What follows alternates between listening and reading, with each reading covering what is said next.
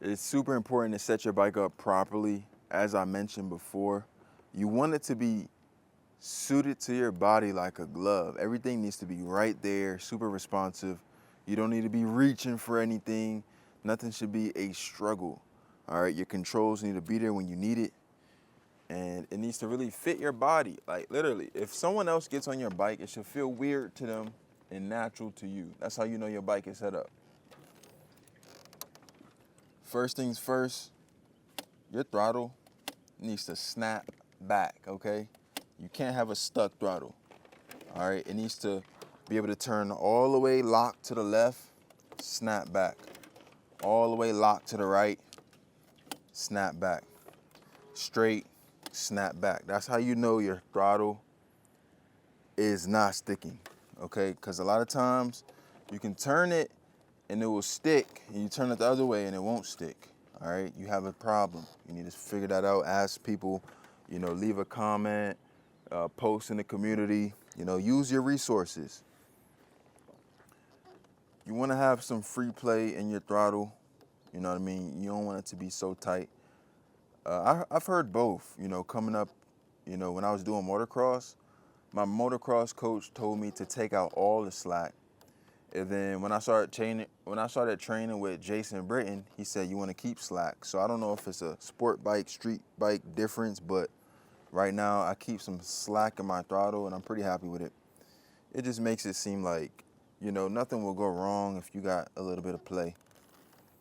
All right, your front brakes, you want to change the angle of it and make it comfortable for 2 fingers. All right, you can tilt it down and you can tilt it up. You can loosen up the perch, and keep in mind, every single bike is different. All the brands have a different setup. Okay, everything is the same concept, but they have different designs. So if you're saying, well, why don't you do it with us? Like, I'm on a 2005. I don't know what bike you're riding. 9 times out of 10, they're not gonna be the same. So, you have to do your due diligence to figure out what's the right way to work on your bike, But this is what needs to happen. I'm gonna tell you what needs to happen, and then you need to do it.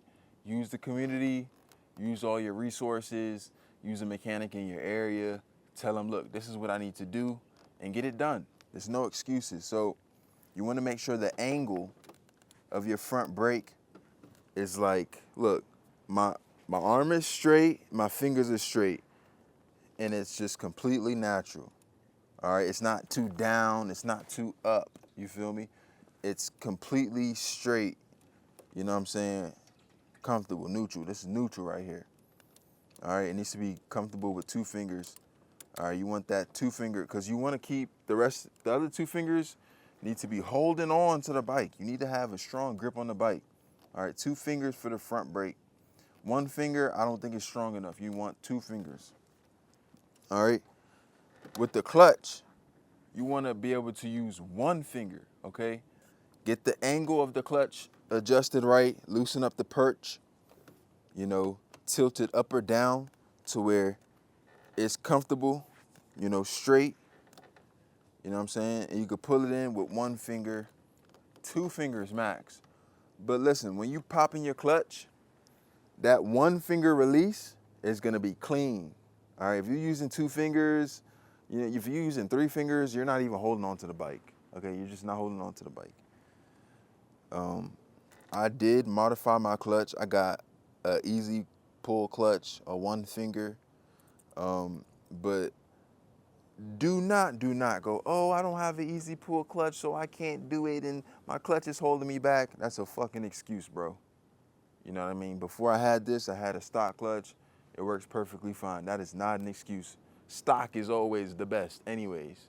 You know what I mean? Aftermarket is you start messing with stuff that don't need to be messed with. You know what I mean? OEM is always gonna be your best, except for exhaust, man. You need to get rid of that OEM exhaust immediately. It sounds so quiet. It's just not fun, it's not cool.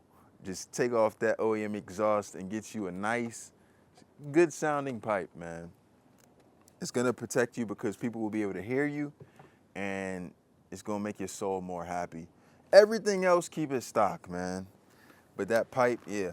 But anyways, so you want to make it so, you know, you got some nice free play with the clutch, but when you pull in the clutch and you give it some gas, you don't want it to still be, you don't want the bike to still be creeping. You know what I mean? You need to adjust your cable to where it disengages and engages properly, but it's not too tight. Because if your clutch is too tight, then when you let the clutch go, you get on the gas, you will feel the bike still slipping because the clutch is so tight that it's actually still, it hasn't fully released. You know, you let the clutch out, but the clutch is still acting like it's slightly in. So you'll give it gas and you will hear it, the clutch is slipping. The clutch is too tight. If the clutch is too loose, then you'll pull the clutch in and the bike will still be creeping forward under gas. You know what I mean? So you want to find that proper clutch tension where it disengages and re-engages properly and it's not too hard to pull. So once you adjust the angle of the clutch, you know, on the perch, you know, how high or how down, you want to change the angle like this, but then you want to adjust the tension on the cable. You know, when you pull it in, how does it respond? You know, it needs to be that right adjustment. And these are things that you can just play with. There's an adjustment on the bottom. There's an adjustment on the top.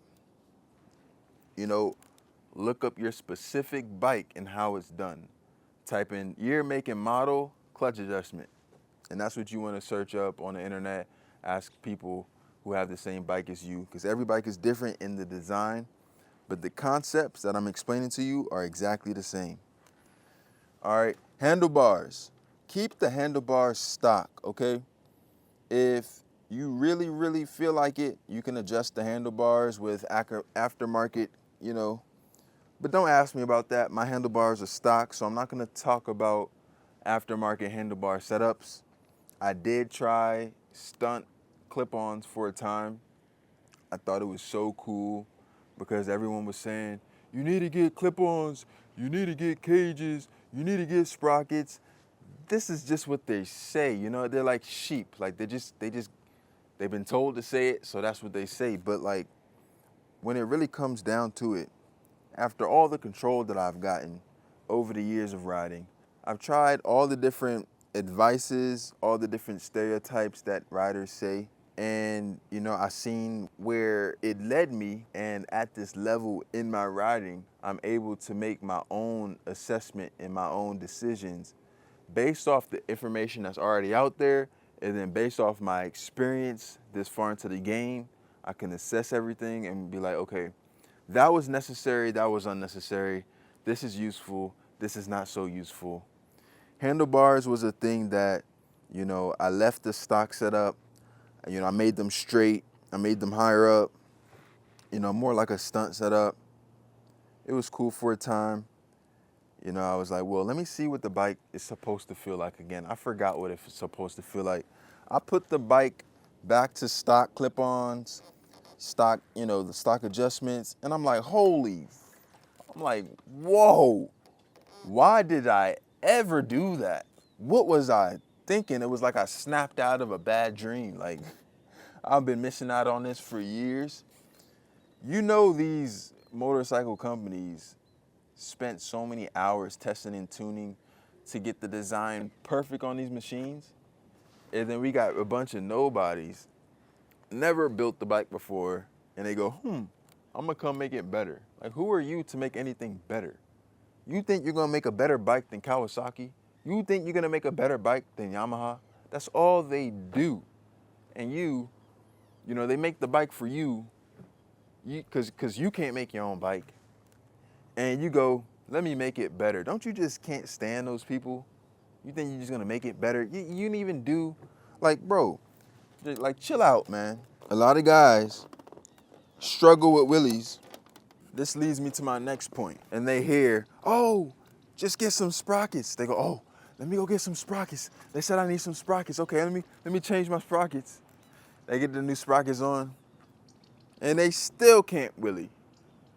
Ah, man, I thought the sprockets was gonna make it so that I can wheelie. No, there's no substitute for putting in the work and gaining the skill and getting the control. And then they dug themselves in a hole because now the sprockets that they got, they get a bigger sprocket, and then the bike comes up way faster.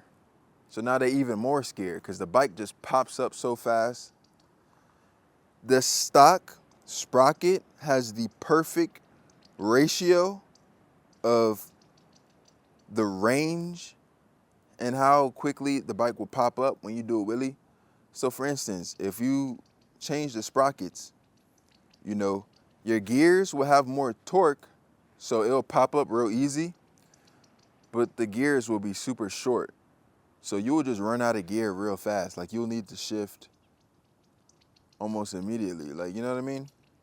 But this has the perfect ratio that I can pop my wheelie and ride it out, and the power will be there, and it won't be so twitchy and so torquey. It'll be natural.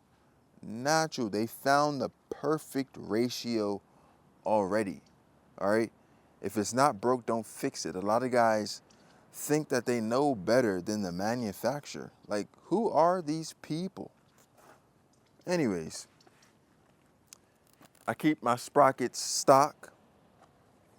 I keep the foot brake stock. Now, this is a very, very important upgrade. And this is the rear brake line. This is a steel braided rear brake line, okay? It normally comes with rubber. Now the rubber ones, when you're using the rear brake for wheelies, it will heat up and that rubber will expand or whatever. It'll get weak under high heat and constant use of the rear brake.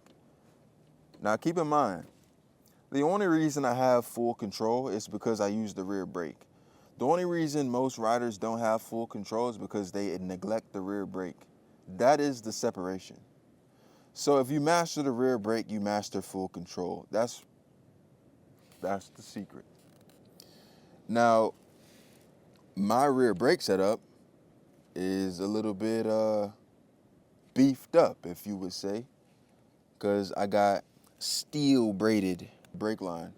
So she never heats up. I can use this rear brake all day, wheeling through the canyons all day. She never heats up. I never lose feel. I never get brake fade. All right. Now, if you have a really, really old bike, you want to get your master cylinder rebuilt. It's super easy. I probably will make a video on it if you guys ever want to get into that. It's super intimidating. It seems like a big job, but it's actually easy. And I would recommend doing it whenever you get your rear brake fluid replaced and you decide maybe you want to put on a steel braided line.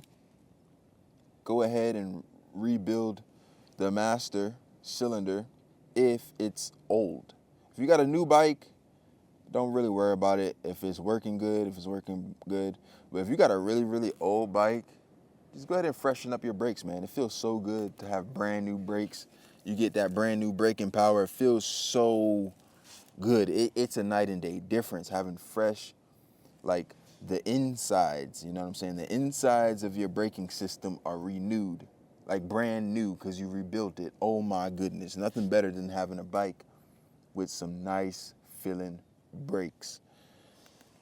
Now, I have a stock rear caliper, stock front calipers. All that stuff is cool. The only upgrade is that steel braided line. That is critical. I remember when I first started wheeling, I had the stock brake line, the rubber one, and it would be so scary when I'm wheeling and the brakes would get soft and it would fade. I actually felt like that before. The brakes faded on me and I went all the way back and I fell. I lost my braking power. So it's not immediate,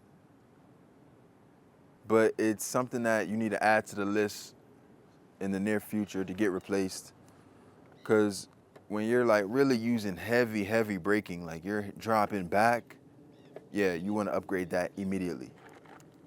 When you slowing your wheelies down, boom, and you just resting on that rear brake, you want to get that done immediate. All right. What else? I don't really touch the shifter. Okay. This is a nice hop-up part that I got. It's the pad, the rear passenger pegs. It's called like a subframe, a rear subframe or rear subcage. Whatever the term is, it gives me more stability when I'm in a staggered. You don't need it. I wheelie perfectly fine with the stock ones, but this one definitely gives me more stability. I will always have one of these on my bike when I get any bike I get. I'm gonna hop up. I'm gonna get these put on. I love it that much. So a lot of guys notice I have that aftermarket frame. I don't recommend it because you have to rebuild your bike. And honestly, I miss my stock frame. The stock frame has this give, it has flexibility. It was aluminum, it was lightweight. It made the bike feel so good. I got this stunt frame and the bike is more stiff and rigid. I don't like that part about it. I do appreciate the strength, so I don't have to worry about it cracking. It gives me security, but the ride is less quality. I don't recommend it. All right, if you wanna just, flex for looks or whatever, get it. I got my stunt frame through this website called The Six Shop, and I ordered it, and they were the middleman for the real company that actually builds the frame, and they're called Stunter X. They're out in New York. So I had to cut my frame in half and mail in the back half, and they use the half that I gave them as a base to fabricate and build the steel frame on top of. And they shipped it all back after they painted it. So it looks really badass. I have the strength that I need. However, it did sacrifice some of the ride quality. But it was a perfect trade-off in my opinion. But would I recommend it? If you don't need it, don't get it. Like, I was wheeling so much that I cracked my frame in half. From so many reps, slamming the bike down, making mistakes. I was in my learning phase and I was really abusing the bike and I cracked my frame. Also, it's a 2005, so it was already cracking from aging. But man, I super miss my bike in its natural form. That's when it rode the best. It would just hug, oh my gosh. Anyways, another must-have upgrade is the forks. Okay, when you're doing wheelies, your fork seals are gonna be under a lot of stress. And one thing that you need to absolutely do, get them now, is fork seal savers. They're socks that go over the forks and protect it. It works as a boot and it keeps dust out. Because when road grime and dust gets up into your fork seal, it will create little gaps and oil will start leaking. The oil will leak onto your disc brakes and you will lose braking power. You're just gonna make a mess everywhere. And as you can see, I did not get fork seal savers for my bike and my forks are now leaking because I didn't get them soon enough. It was like, oh, I'll get it later. And then it started leaking because I did a wheelie and I slammed the front end down. Then it started leaking. And now it's like, well, it's too late. Now I gotta get the fork seals rebuilt. Anyways, last but not least, cages. Everyone talks about getting cages, okay? If you want cages, get the cages, okay? But I don't think that it's the most important thing. The most important thing is knowing and understanding how to approach, learning how to master your motorcycle, learning how to wheelie. Because look, you can have all the cages in the world. If you don't know what you're doing, it's not gonna be good for you, all right? I did not have cages when I was learning how to wheelie. Today, I don't prefer cages. There's been a season where I did have cages, and I appreciated the cages. But after that season passed, I did not appreciate the cages, okay? So that's preference. I would not say it's mandatory, okay? I told you the things that are mandatory. Like if you're gonna be wheeling, you need to upgrade your rear brake line to steel and make sure that you will never have brake fade, okay? If you get brake fade, you're going to crash, all right? That's mandatory, okay? It's not immediate, but at some point, as you get really good with that rear brake, when you start holding balance point and when you start dropping back, you need to get that, all right? You need to get the fork seal savers. They're like 30 bucks. Just get it. You can get that now, all right? Leave the handlebars alone. After about 2-3 years in, I said, I want to make my bike a street fighter and see how good I can get. You know, I want to be rough. I want to be able to drop my bike and pick it up. And I did that. And I progressed a lot because I had no fear of dropping my bike. And, you know, I could drop my bike and keep riding, and that was cool. And the way I did that was I took off all the fairings, okay? You can have cages on your bike, but if your bike takes a tumble and it just hits the ground in the right way and your bike bounces, all your fairings, everything's gonna be done, okay? Cages or no cages, all right? So it's best just to not crash in the first place. But if you get the combination of cages and you remove all the fairings, all the little weak parts that will break, man, your bike will be a freaking tank, all right? And that's when you can really become your best. It's like fighting, but you're in your spar gear, you're sparring versus like full fight gear. You're like, it's different setup. So you can set up your bike for spar mode, you know, practice mode. That's fun, like taking off all the pretty stuff your bike is gonna might be a little bit ugly for a time, but look, you have a purpose, you have intention, you're training, all right? You know, I did that when I was about 2-3 years in. I said, I wanna get to the next level, let me try it out. I wanna be able to like really push my bike to the max and not have to worry about it. And I took off all the fairings and my bike was a lot uglier, way uglier, but I was okay with that. But it's not necessary if you're just trying to get to a balance point. You just want to, you know, learn how to wheelie, you know, learn how to slow it down. But I think I was more trying to be a full stunt rider, and that's not what this is. This is just about getting control over your bike. So, you know, doing all that stuff is not necessary. If you just want to learn how to wheelie, you just want to learn how to pop a wheelie, you know. Every rider should be able to pop a wheelie. That ain't making you a stunt rider, you know what I mean?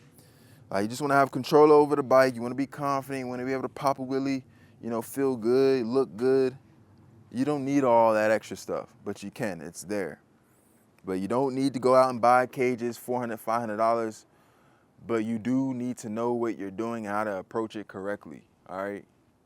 So you don't have to fall. You know, you don't have to make these unnecessary little rookie mistakes that could have been avoided if you knew better. So go through the course, go through the trainings, but that's about it for bike setup.